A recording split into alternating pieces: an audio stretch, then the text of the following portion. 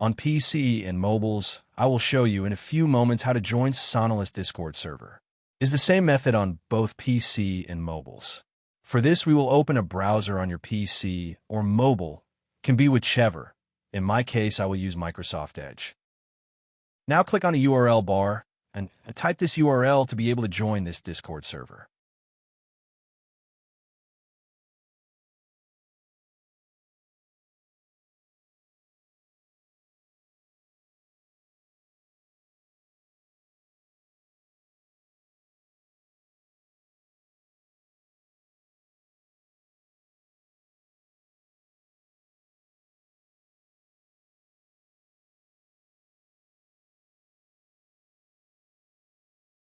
Doing this will automatically start your Discord application if you have it installed.